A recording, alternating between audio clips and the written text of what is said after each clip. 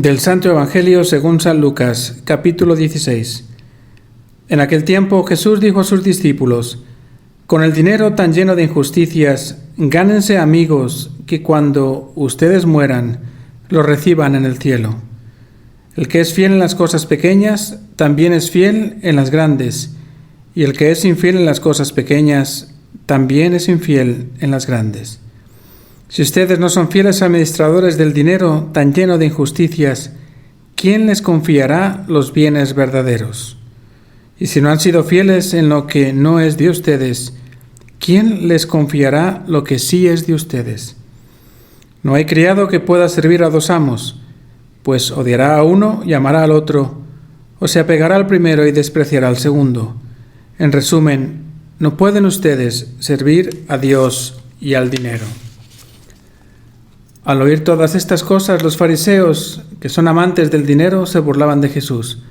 Pero él les dijo: ustedes pretenden pasar por justos delante de los hombres, pero Dios conoce sus corazones, y lo que es muy estimable para los hombres es detestable para Dios. Palabra del Señor.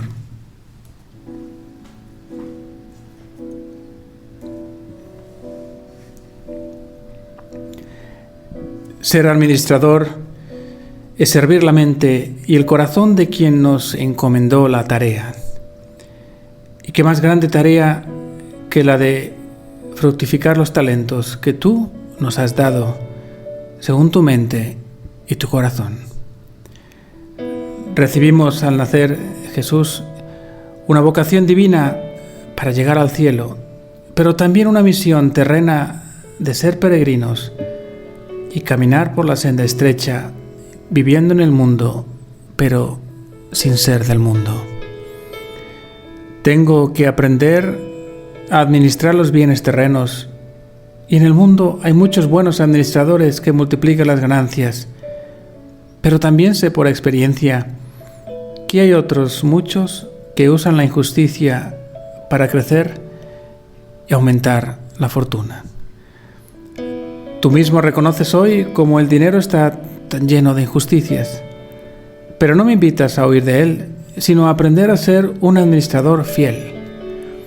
El mundo y sus cosas estará siempre manchado por el pecado, pero esto no significa que no tenemos que esforzarnos por ser fieles en la administración de estos bienes que a tus ojos son necesarios, pero pequeños en comparación con los más importantes. Por eso, si no soy fiel en la administración y cuidado de estos bienes pequeños, menos importantes, ¿cómo puedes esperar que lo sea de los más grandes, de los verdaderos, de los eternos? Ayúdame a ser un administrador bueno y fiel de lo pequeño, pero sobre todo de lo verdadero. ¿Y esto cómo lo logro? Creo que me lo dices con claridad, aprendiendo a no servir a dos señores. Es decir, tendré que ser administrador de lo pequeño, de lo del mundo, pero sabiendo que mi Señor eres tú.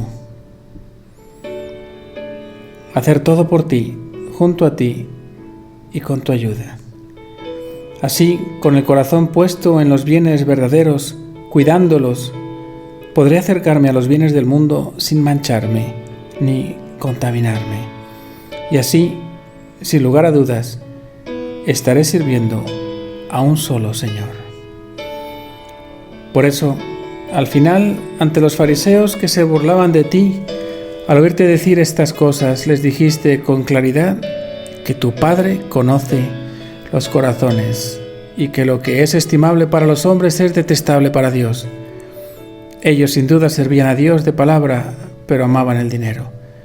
Yo quiero usar el dinero para pasar por esta tierra con los ojos puestos en mi único Señor del cielo y de la tierra. Quiero servir al único amo y Señor de mi vida y ser un administrador fiel de sus dones eternos. Como propósito te invito a pedir a Jesús en oración que cada día tengamos el valor de elegirlo de nuevo como nuestro amo y Señor y que nos conceda la gracia de ser administradores buenos y fieles. Les aseguro mis oraciones, en especial hoy quisiera pedir por los refugiados, por aquellos que tienen que abandonar su país por causa de la guerra, para que los cristianos también aprendamos a abrir nuestros corazones y nuestras casas a aquellos que más lo necesitan. Que María, que fue peregrina y que acogió a cada uno de los discípulos y en su nombre a nosotros, también nos alcance esa gracia de acoger en nombre de Jesús a nuestros hermanos, sobre todo en nuestro corazón, y que la bendición de Dios Todopoderoso, Padre, Hijo y Espíritu Santo, descienda sobre todos ustedes.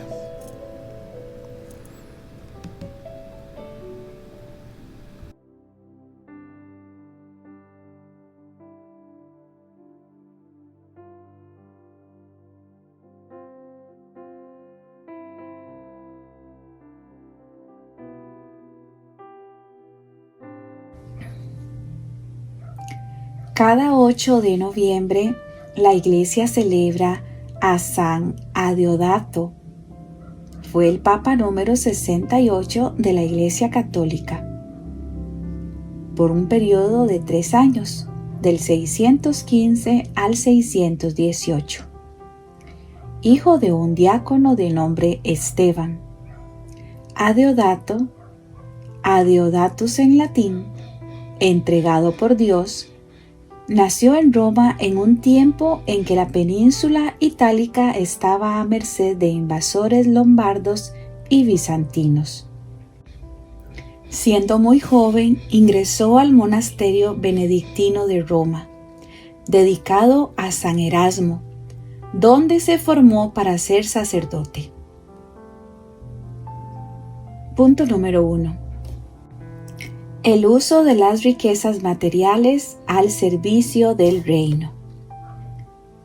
Jesús concluye la parábola del administrador fiel enseñando que las riquezas, aun siendo injustas, pueden transformarse en medios de gracia si se ponen al servicio del amor. El término injustas no indica que el dinero sea malo en sí, sino que, por su naturaleza, está ligado a un mundo caído, sujeto al egoísmo. El Señor no aprueba la astucia del engaño, sino la inteligencia espiritual del administrador, que supo pensar en su futuro. Así enseña que el cristiano debe usar los bienes con previsión eterna, para hacerse amigos en el cielo. Esto es, para abrir caminos de caridad que duren más allá de la muerte. El dinero, al servicio del amor, deja de ser injusto y se vuelve instrumento de justicia divina. Los padres comprendieron este pasaje como una llamada a la caridad activa. Así lo explica San Basilio Magno, que decía: el pan que guardas pertenece al hambriento. El manto que conservas en tu cofre pertenece al desnudo. El calzado que se pudre en tu casa pertenece al descalzo. Y también San Ambrosio agrega: no decimos que las riquezas sean pecado, sino su mal uso. Si posees, hazte su administrador, no su esclavo. Ambos coinciden con la enseñanza de Cristo: ser fieles administradores de lo que es ajeno, porque todo bien es don recibido, no propiedad absoluta. Volumen 6, enero 16, 1906. Quien vive en el ambiente de la voluntad divina está en el puerto de todas las riquezas. Hija mía, quien vive en el ambiente de mi voluntad está en el puerto de todas las riquezas, y quien vive fuera de este ambiente de mi voluntad está en el puerto de todas las miserias. Por eso se dice en el Evangelio que a quien tiene le será dado, y a quien no tiene le será quitado aquel poco que tiene. Porque quien vive en mi voluntad, estando en el puerto de todas las riquezas, no es maravilla que se irá enriqueciendo siempre más con todos los bienes, porque vive en mí como en su propia casa, y yo teniéndolo en mí, ¿seré acaso avaro?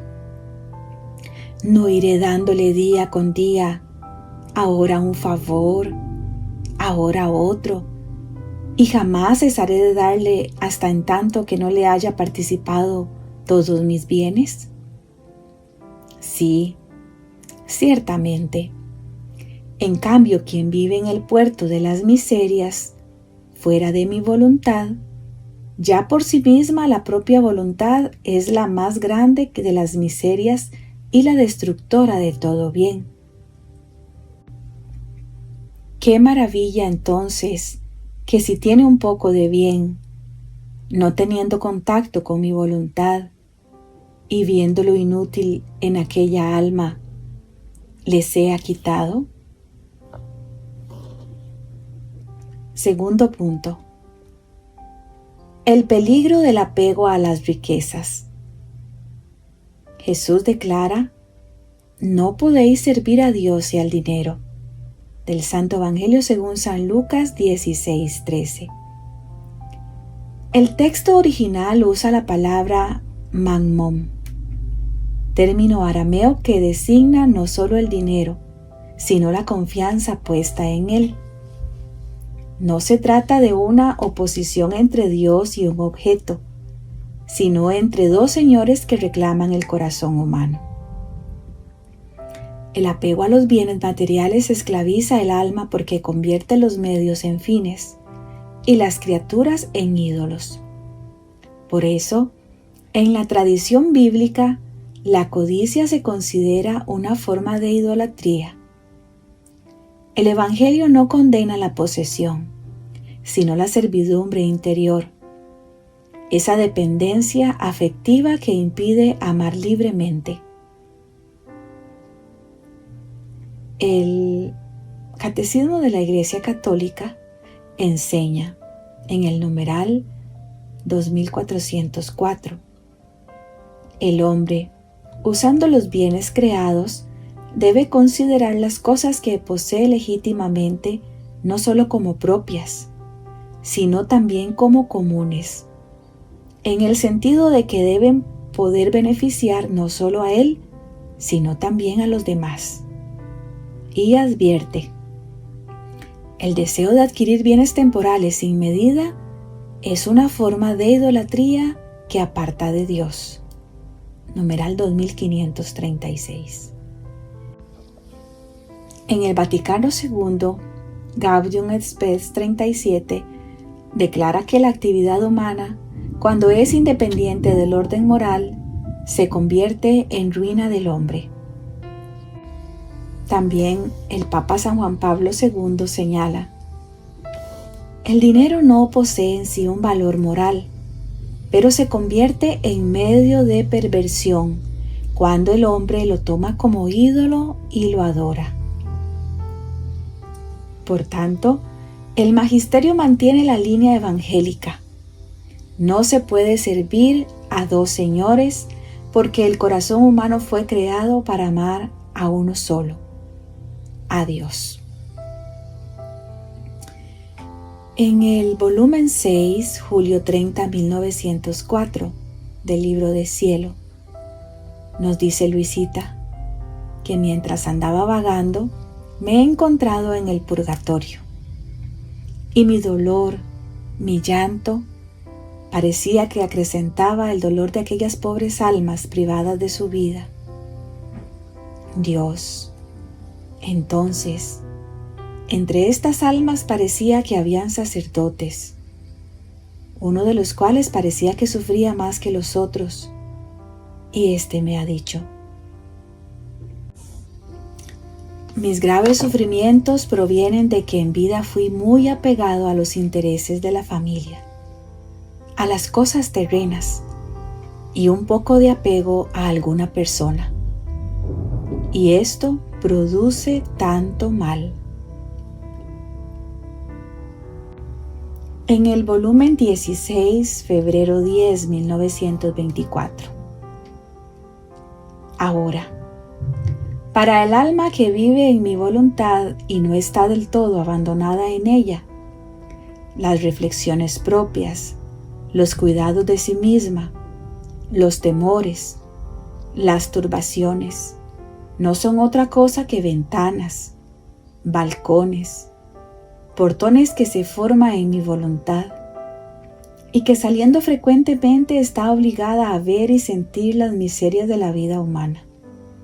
Y como las miserias son propiedad suya y las riquezas de mi voluntad son mías, se apega más a las miserias que a las riquezas. Entonces no tomará amor ni gustará qué significa vivir en mi querer. Y, habiéndose formado el portón, un día o el otro se irá para vivir en el miserable tugurio de su voluntad. Tercer punto.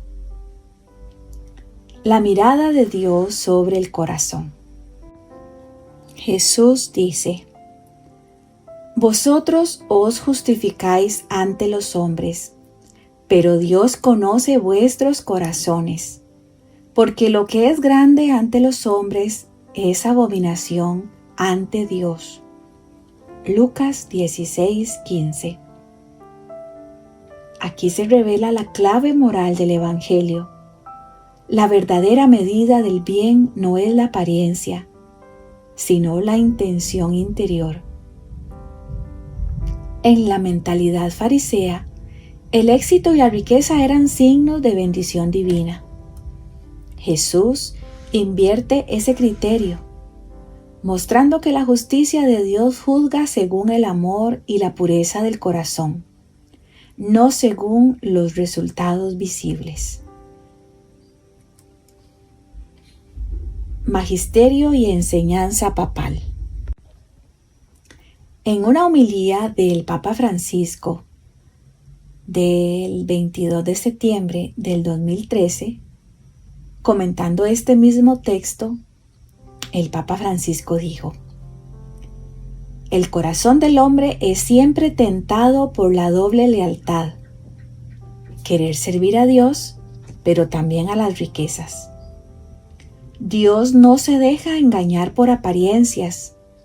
Él mira el corazón y allí busca la verdad de nuestro amor. De modo semejante, Benedicto XVI, en la encíclica Deus Caritas 31, enseña: La fe purifica el corazón del egoísmo y lo capacita para ver a Dios. Quien vive desde el amor se convierte en mirada pura, porque el amor mismo es luz. La pureza de intención, según la tradición, no consiste en una perfección sin defecto, sino en una unidad interior donde toda acción se ordena a Dios como fin último. Libro de Cielo, volumen 22, junio 29, 1927. Le dice Jesús a Luisita: Así que mi mirada está siempre fija en tu interior. Y si mi amor unido con mi querer divino murmura siempre en ti, eres siempre bella a mis ojos. Bella si oras, bella si trabajas y sufres, bella si tomas el alimento, si hablas, si duermes. Me eres siempre bella en cada acto tuyo, cualquiera que sea. Recibes de mi querer una nueva tinta de belleza, haciéndote aparecer más bella a mis ojos. Y mi amor crece en la fuente de tu alma, de modo que tus actos externos respiran más que aire, mi amor, y despiden exhalaciones tan agradables a mí que me dan tanto placer que me hacen ir a deleitarme en ti. En el volumen 3, noviembre 6, 1899.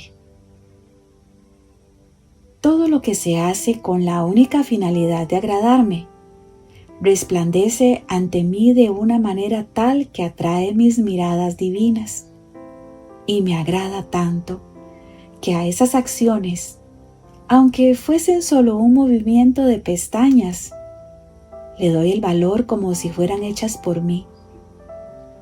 En cambio, las otras acciones, que en sí mismas son buenas y aún grandes, no hechas únicamente para mí, son como ese oro enlodado y lleno de herrumbre que no resplandece, y yo no me digno ni siquiera mirarlas. En el volumen 31, noviembre 27, 1932. Dice Jesús: He aquí por qué la necesidad de los conocimientos sobre la divina voluntad, y los revelamos poco a poco a fin de que la criatura aprecie este don tan grande que gratuitamente le queremos dar. El conocimiento genera el apetito, el deseo de conocer más, y el humano querer se dispone poco a poco a recibir la transformación, la unificación de la divina voluntad, y nosotros, sin hacer cuentas ni fijarnos si nos puede pagar o no, ponemos nuestra imagen y el número incalculable de un valor divino, y estaremos contentos al ver a nuestros hijos ricos y felices, con nuestra misma felicidad y riqueza divina. Además de esto, mi dulcísimo Jesús ha agregado: Hija mía, tú debes saber que conforme la criatura obra en nuestra voluntad, recibe en su acto la fecundidad divina, la cual forma el germen divino en todos sus actos, que esparciéndose en toda el alma, forma el germen divino en el pensamiento, en la palabra, en todo, de modo que se ve en su pequeño acto el dulce encanto de su Creador, feliz de dar vida con su amable presencia al acto de la criatura. Oh, si se pudiese ver por todos la dulce sorpresa, el prodigio inaudito, el ente supremo encerrado en el breve giro del acto humano, quedarían de tal manera sorprendidos que todo el prodigio del universo sería nada en comparación de éste. Por ello, hay gran diferencia entre quien obra en mi voluntad y entre quien obra sin ella. La primera es manantial, cuya fuente se puede gloriar que jamás se termina su agua, y que puede dar agua a quien quiere sin jamás secarse. La segunda es fuente que no brota y se seca. La primera es tierra fecunda y sus prados están siempre floridos. La segunda es tierra estéril que apenas produce alguna planta selvática. La primera tiene el sol a su disposición, el cual le hace beber sus grandes sorbos de luz, de dulzura, de santidad, de paciencia invicta, de heroísmo, de sacrificios. La segunda tiene la noche que le da sus sorbos para mantener sus pasiones, para debilitarlo y hacerle perder la vista del cielo. La diferencia entre una y otra es grande. Por eso se atenta y haz que mi voluntad divina te consuma y te transforme toda en su luz. Podemos resumir entonces que el Señor no juzga desde fuera. Su mirada penetra hasta la raíz de las intenciones. La santidad no está en hacer mucho, sino en hacerlo todo por amor y en su voluntad. Así, la pureza de intención se convierte en espejo donde Dios reconoce su propia luz en el alma. En el cuarto punto, nos habla de la sabiduría del reino frente a la lógica del mundo. El pasaje concluye con una oposición. Los fariseos amaban el dinero y se burlaban de Jesús. La sabiduría del mundo ridiculiza la sabiduría del reino porque no comprende su lógica de humildad, desprendimiento y fe. Jesús revela una astucia nueva, la inteligencia del amor, que usa los medios temporales para fines eternos.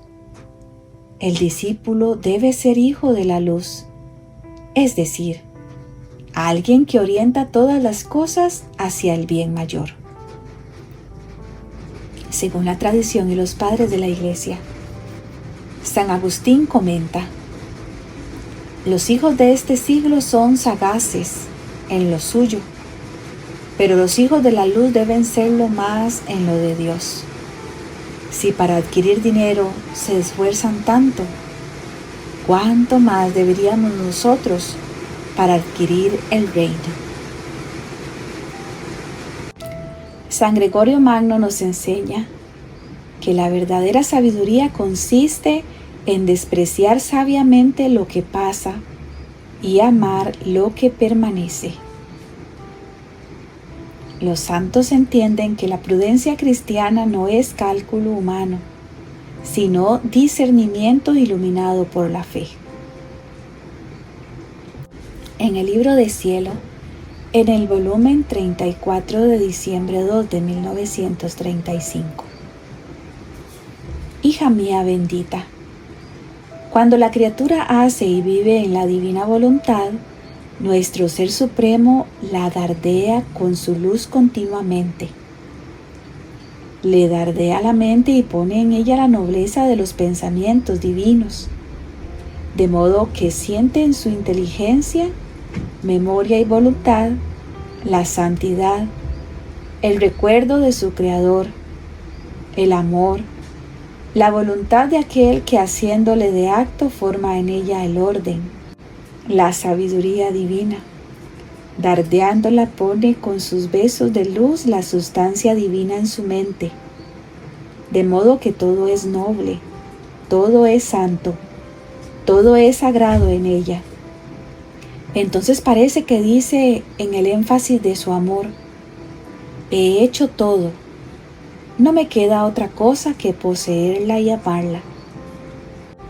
Mi divina voluntad va buscando las disposiciones de las criaturas que quieren vivir de mi voluntad y rápidamente las dardea y comunica la sustancia y nobleza divina y forma y hace crecer su vida.